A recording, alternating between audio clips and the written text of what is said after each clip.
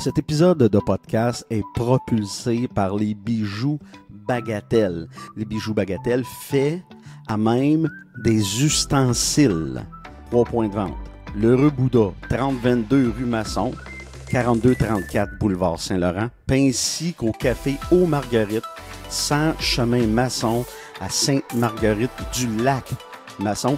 Puis évidemment aussi, il y a la page Facebook Bagatelle.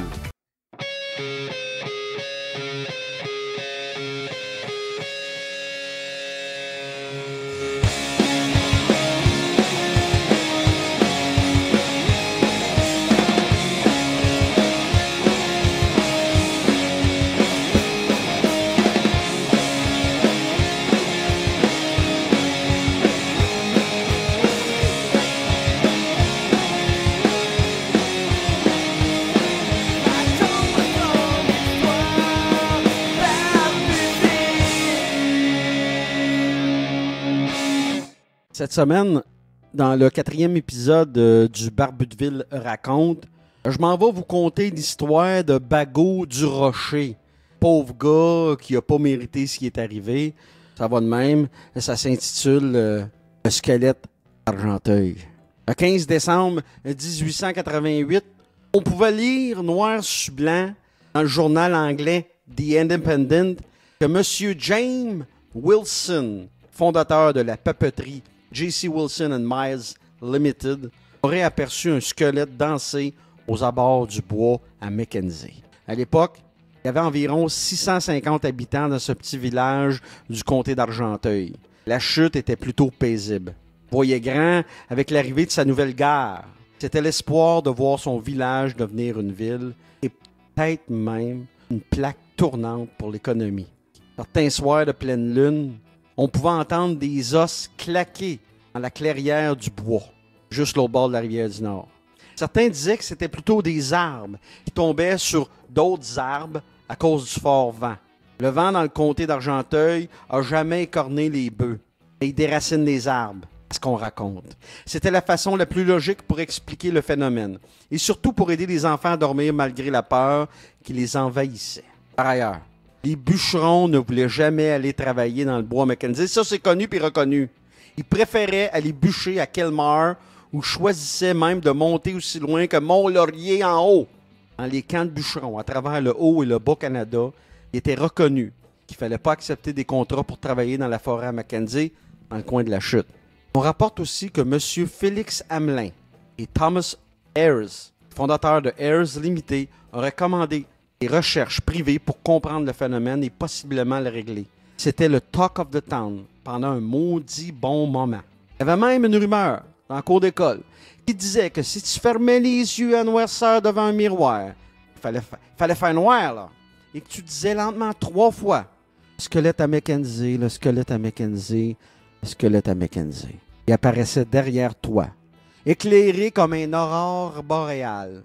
Malheureusement, je ne peux pas confirmer cette rumeur-là parce qu'il n'y a aucun enfant qui a eu le courage de l'essayer. Le squelette, à ce qu'on raconte, serait les restants de Bagot du Rocher. Je t'explique. Bagot du Rocher, c'était un homme bon et simple. Il ne peut pas être plus simple que ça. Il travaillait à l'usine Ayres, ses machines à laine. Il faisait du coton. Il y avait une femme qui aimait plus que sa propre personne. Lui et sa femme avaient aussi un enfant. Juste un. Parce qu'il est bien rare à l'époque.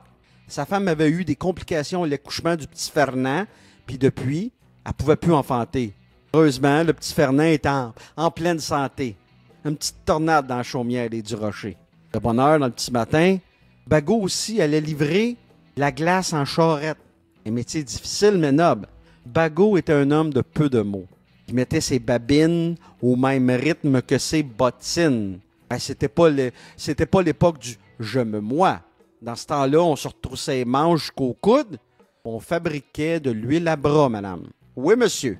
Les nuits étaient courtes au pays des Du-Rocher. Comme pour tout le monde dans ce temps-là. À l'automne, c'était le temps de la chasse. La chasse dans les profondeurs du bois à Mackenzie sans fin. Si ma mémoire du folklore canadien-français est bonne, ma mémoire de Pea Soup, l'histoire se passe en 1875, très exactement. Un automne dru, à ce que l'almanach de l'époque racontait. Va voir les archives, c'est écrit. Un automne pour le monde fait fort, avec des tempêtes de grêle, des vents déracinés des bouleaux et la neige qui s'est installée avant la mi-octobre. Pays de misère au fin fond d'Argenteuil. Pays de misère au fin fond d'Argenteuil. Pour la première fois, Bagot pouvait emmener Fernand avec lui à la chasse. Un moment important dans la vie d'un père et d'un fils. Parle-en Laurent Pelletier par son père Louis. Parle-en. Par la suite, ils sont partis le matin vers 4 heures avec leur tante pour veiller les bêtes une couple de jours. Des sandwichs puis un gros paquet de bonheur. Bagot avait aussi un gros couteau bien affilé pour l'occasion, un fusil double à broche. Les ours noirs du coin avaient juste à bien se tenir. Ou à hiberner encore. C'est ça long. Après 3 jours, rien à l'horizon. Comme si les ours s'étaient parlé. D'un coup qu'ils jasaient entre eux autres.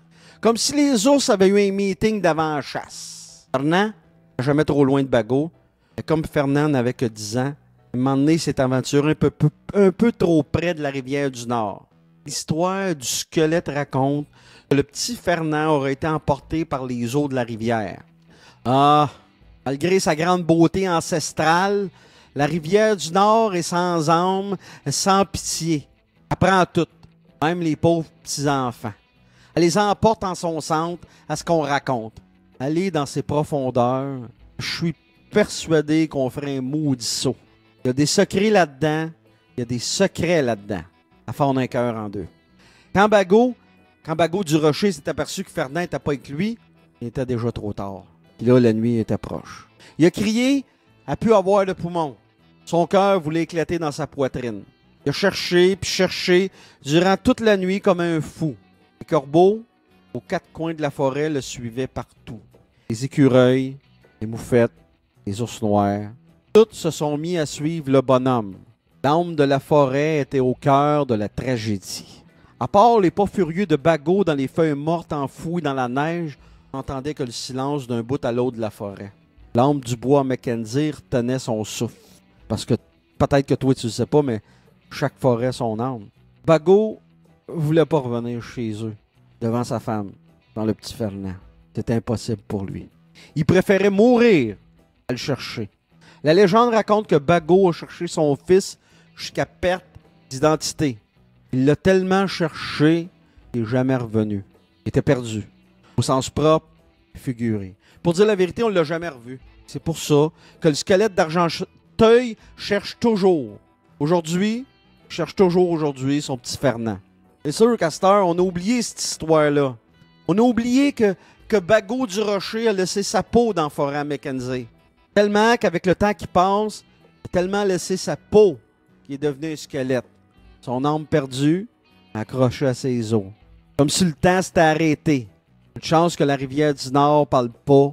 Une chance. Parce qu'elle aurait des affaires à dire. Il y a des fois, parfois, même en 2024, au bout de la clairière, la forêt à Mackenzie, on peut entendre un squelette pleurer, qui claque en sanglots. Je dédie ce texte-là aux héritiers de Bagot du Rocher, à ses frères, à ses sœurs, puis tout le monde dans le comté d'Argenteuil, au du Rocher. Fin. Être abonné à mon Patreon, c'est supporter un créateur. Patreon.com/Barbudeville, tout simplement, pour me trouver. Qu'est-ce que tu obtiens avec mon Patreon? Ben, c'est facile. Tu as tous les chapitres de mon 2e livre en avance. À chaque fois que j'ai fini un chapitre, je te mets ça sur Patreon en exclusivité. Toute la bibliothèque de mes épisodes de podcast, du premier jusqu'au dernier que j'ai fait. Ça aussi, c'est exclusif au Patreon. Parce que oui, je vais l'envoyer sur Spotify, je vais l'envoyer sur Google Podcast, puis iTunes, puis SoundCloud, mais un épisode à la fois maintenant. Puis une fois qu'on passe à la prochaine épisode, je remets ça seulement disponible au Patreon. Fait que tu as tous les épisodes quand tu veux. Puis ça, là, c'est à partir de seulement 3$ par mois quand tu es une recrue. Puis regarde, encore plus beau que ça, si tu t'abonnes à l'année, moi, je te donne automatiquement un rabais de 10% sur ton abonnement. Tu n'as rien à faire, ça se fait automatique. Sinon, tu as d'autres niveaux. Tu as le niveau voyou qui est à 7$, tu as le niveau capot qui est à 13$. Puis, Le niveau parrain, qui lui est à 20$ par mois. M'oublie pas, hein? Tu t'abonnes à 3$, c'est moins cher qu'un café. Et en plus, je te donne 10% si tu t'abonnes à l'année. Fait que fais le calcul là. 12 fois 3, 36, moins 10% pour un an du Barbu de Ville. C'est rien. C'est absolument rien. C'est un deal. Fait que, arrête d'hésiter. Abonne-toi.